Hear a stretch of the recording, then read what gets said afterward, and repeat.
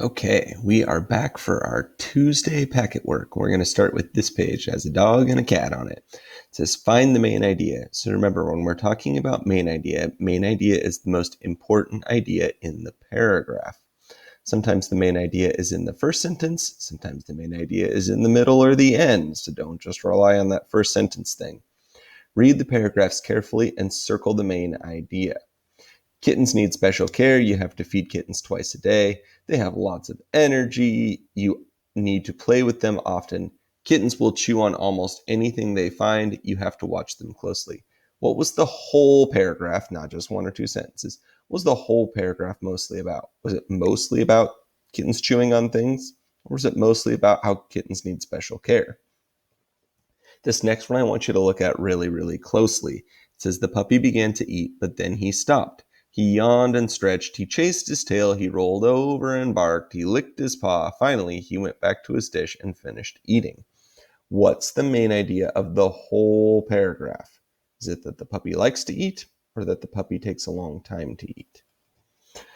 On to page 2. Remember, you've got 4 pages today. They're all over here. Make sure you do all 4 pages. 1, 2, 3, 4. Before you turn it in to me. Page 2 says read the poem below and look for the action verbs. Underline action verbs with a red crayon if in your packet. If you're doing it on here, let me show you a cool tool. You go to these 3 dots down here. You click on shapes. This handy dandy thing pops up. You can use this tool. It's the 1, 2, 3 one in. It looks like a line and it works great for underlining. Okay, it makes this little shape. You can pop it up and then you can adjust the size. Okay, remember that an action verb is a verb that describes what someone is doing, right? A verb is an action word. So what are they doing? Are they running, jumping, playing? Those are all verbs. If it's something that someone is doing, that's an action verb. So I'd like you to underline all the action verbs in this poem. I think you'll see a pattern pretty quickly. Page 3 is pretty simple, but this is going to set us up for our poem this week. It is draw pictures of things you can hear, see, smell, taste, and touch.